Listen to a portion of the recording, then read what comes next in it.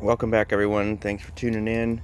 I'm going to just give a quick kind of tour this morning to update how things are going. I've got to fertilize the garden, so I'll actually be using the Jadam liquid fertilizer, also known as Dave's Fetid Swamp Water. But I'm going to do something here that I've been doing for a little while now. I've been taking banana peels and I soak them, maybe a couple days in some water, and I really have only been using them to water my banana trees because there's a lot of potassium and whatnot in banana peels. But I've also been right in here, I've got, actually in all three of these I had planted stevia seeds, but this is the only one that came up, and so I've been giving it some of this banana water to kind of give it a boost. These right here, I actually buried some Everglades tomatoes and they're finally starting to pop up. So, but yeah, the other two I'm gonna have to get either more stevia seeds or just buy some actual plants. And but I'm just doing this. I pour a little bit in here just to give it a little, that's all I do, just to give it a little hit with some potassium and some other nutrients, because I'm sure this is kind of fermented. You can see the bubbles on the top, so that just to help it kind of come up, and it has helped it. It's made it a little bit more vigorous. So but yeah, I've just been watering my banana trees with it, and I think it has been helping a lot. They seem really happy. Like this one here has gotten really big really fast, and it has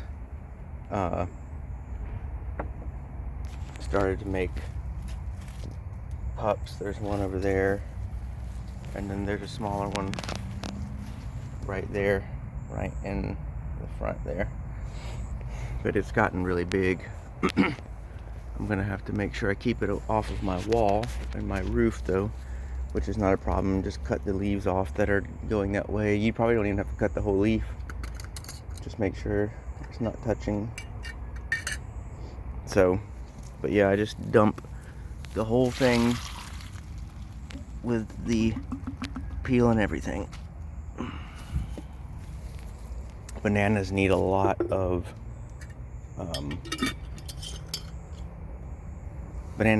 food, so, and a lot of water. So I dump, and then the bananas I have out further out in the yard, I just dump used coffee grounds on them all the time. I collect our coffee grounds and dump them out there. I got this banana tree, this little, and from talking to a guy at a nursery that I was just at recently, he said that, because I wasn't sure if this was ornamental or if this was edible, and he said that these are edible. It is a relative of the Grand bananas. So obviously this is a lot smaller than the other one that I have, which I think that one is just a Cavendish. But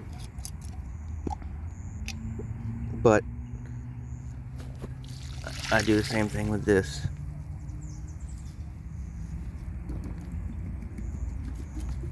And just leave that there. This one, the roots haven't infiltrated all around as well as the other one, because you can see how slow the water's going in. The water on my other bananas just instantly goes into the ground. And anytime you have good root infiltration, it tends to just go right into the ground and absorb down, because roots help make good soil. So now I'm gonna get my watering cans, and I'm going to see if I can do this with one hand. I don't want to get this fertilizer all over my phone because it is stinky.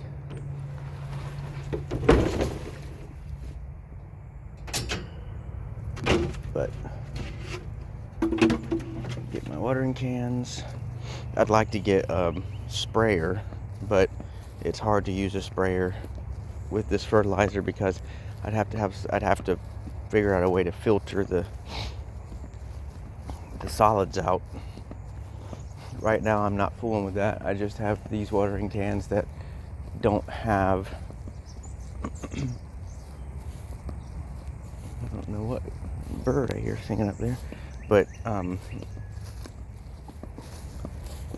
right now I can just dump any of the solids that come with it onto the plants. But real quick, we'll just look at what's going on. My cranberry hibiscus has gotten really tall.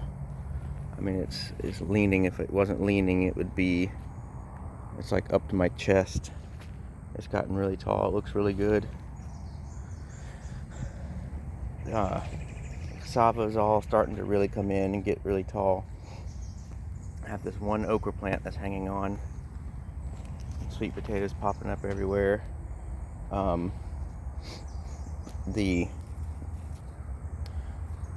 never have any issues with the Mexican sunflower, but I just recently cut them and chopped and dropped. You can see also I'm putting some along the aisles. I'm putting wood chips down. These I planted some bush beans there, but they don't look very good, and I planted some snake beans there, and they don't look very good. This section right here, for some reason, just is not doing well. I don't know why. Anytime I plant anything here, it looks like it does that. It just starts to look bad. I don't know if it's a lack of nutrients in the soil there or what. This everbearing, this was a cutting, and now it's almost as tall as me, so it's doing really well. I think that this is either Egyptian, I think that's Egyptian spinach. It's just growing really slow. I finally got one to take, but it's just growing really, really slow.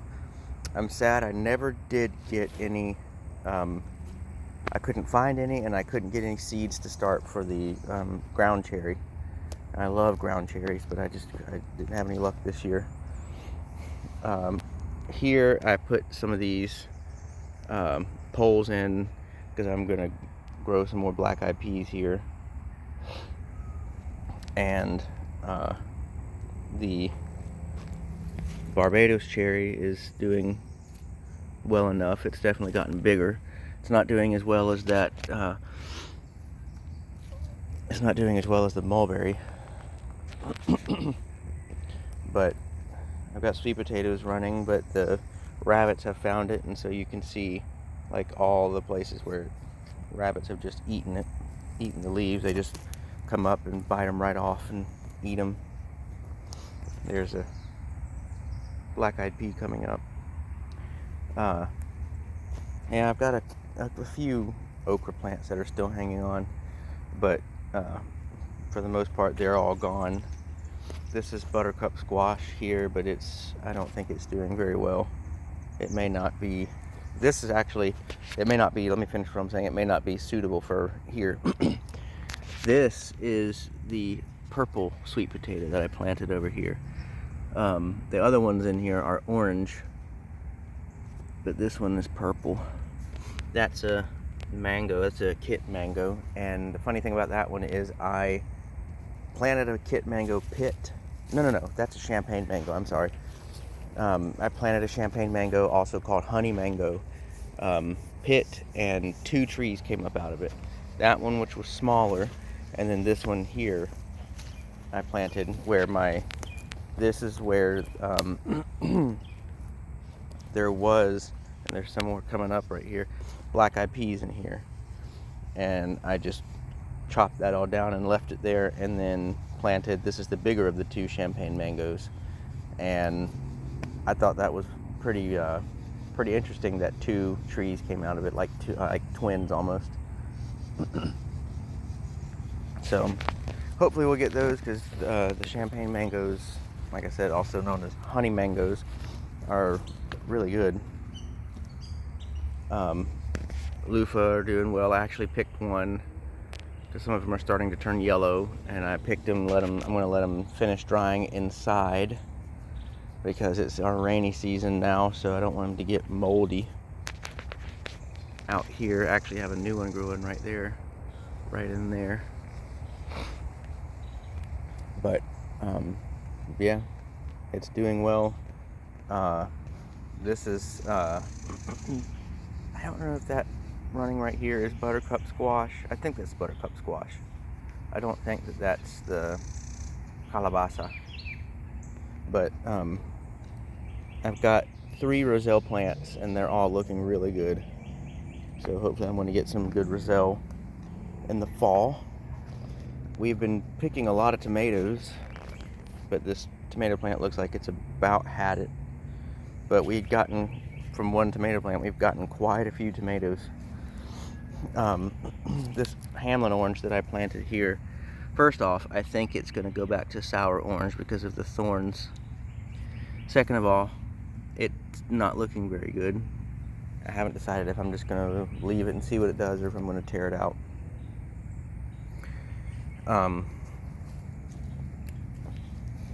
Yeah, but casaba's all doing really well. It's all coming in really nice. This is that one Everglades tomato that still grows in here, and it seems to be hanging on. So yam is growing well over here. This is obviously casaba. This is the big roselle that I have over here. This thing is really big, like a giant bush. So hopefully, I don't know when it starts to bloom, but I'm pretty sure you harvest them in the fall. So I may have planted it a little bit late too, so we'll see what happens. That's the kit mango right there, and you can see it's putting on new leaves, which to me is so interesting with mangoes. When they put new leaves on, they're red, and then they turn green. But yeah, that's what's going on. And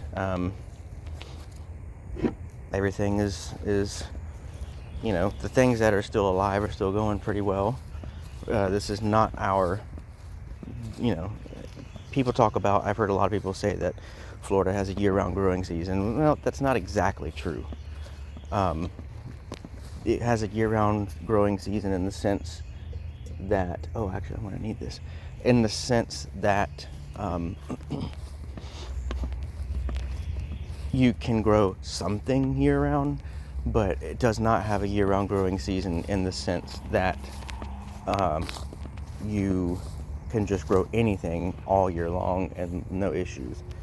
It's summertime, and a lot of plants, if you tried to grow cucumbers, tomatoes, like just regular tomatoes, squash, zucchini, just any of your regular grocery store, a lot of your grocery store plants, they don't like the intense heat and humidity that we have during the summer. A lot of them don't like the, we get a lot of rain in the summer here. This is our rainy time. I would say probably summer and winter are the two like rainy times in Florida. Usually spring and fall, we don't get a lot of rain, but excuse me one second.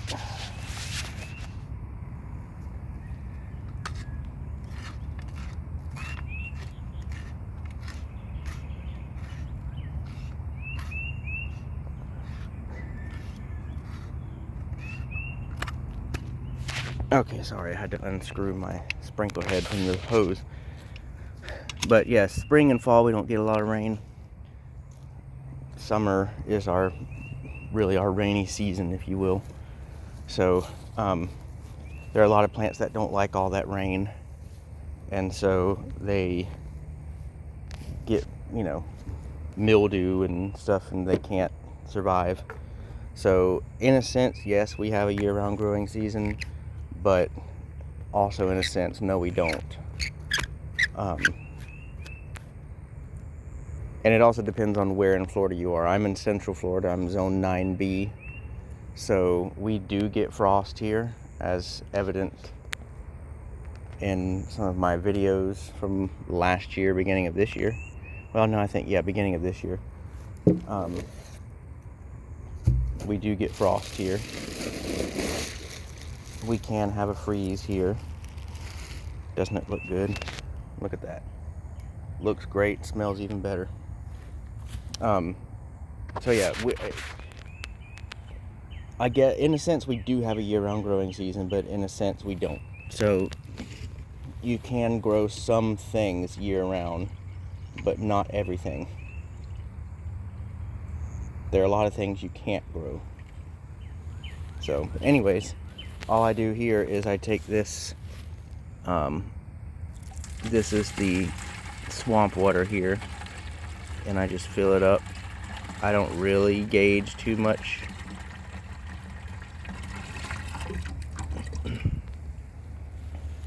If you give it some time, the flies will show up.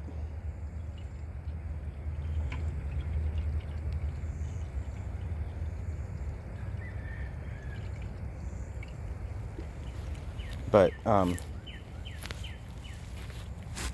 lot of times I have to take a shower after I do this because I don't want to go to work smelling like this. But yeah, I don't really gauge because it's hard to burn your plants with this stuff. I gotta turn the hose on. So, but I just feel like maybe a quarter of the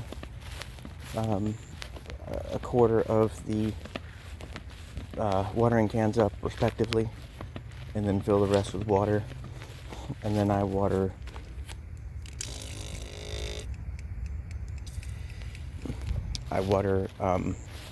the plants like I was going through and just broadcasting it throughout the whole garden, but right now I'm not doing that. I'm watering specific plants. Like, for example, I'm not going to fertilize the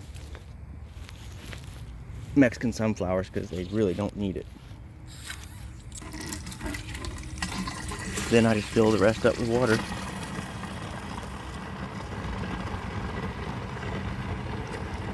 And then you just go water the plants with them. You can do this as a foliar feed. I just wouldn't do it on anything that you're planning on eating raw. So if you had lettuce, like the tomatoes, I don't want to get it on the tomatoes. If you had, cucumber, if you have sweet potatoes and you're planning on eating the greens, I wouldn't put it on. I wouldn't foliar feed with this unless you're going to let them sit for, a couple weeks in the sun to kill off all that stuff. But it's best to just water the roots. But if you've got something like cassava that you're not going to be eating the leaves, or trees of some kind, or whatever that you're not going to be eating the leaves, you're going to be eating a different part of it, or if it hasn't set fruit yet or something like that, then you can foliar feed with it.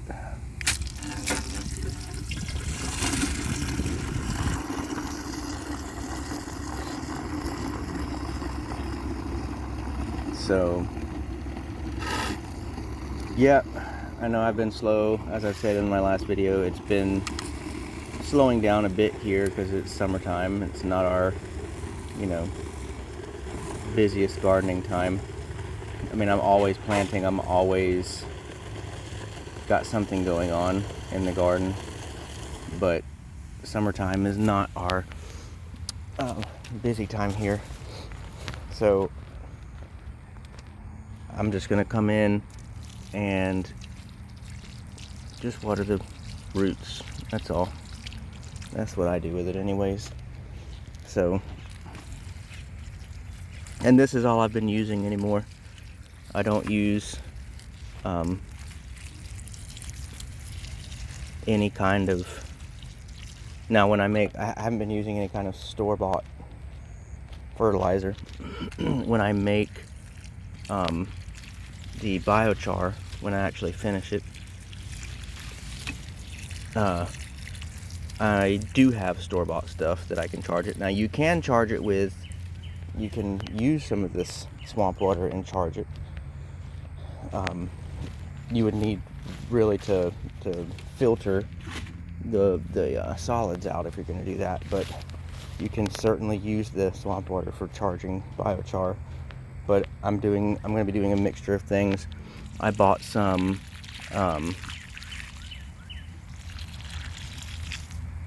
fish fertilizer. I want to be using that. I'm going to be using, I want to get Dynagrow and throw some of that in there. I've got some of the leftover Dr. Earth liquid fertilizer that I'm going to be throwing in there. So we'll see. You know, but this is all I do with it.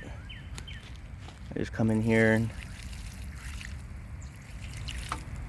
I take, so all the nutrients that were pulled up by any of the weeds that were in here are now in that water, and I just,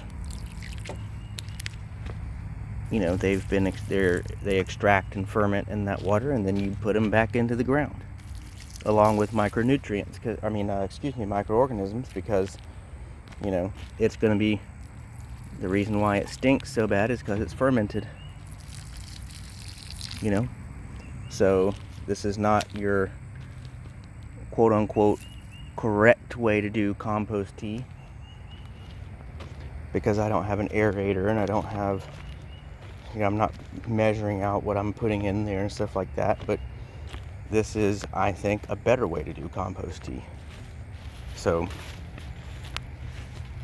cut up all, you know, just pull your weeds and throw them in something, fill it with water, and it continues as it sits here. The longer it sits, the better it gets.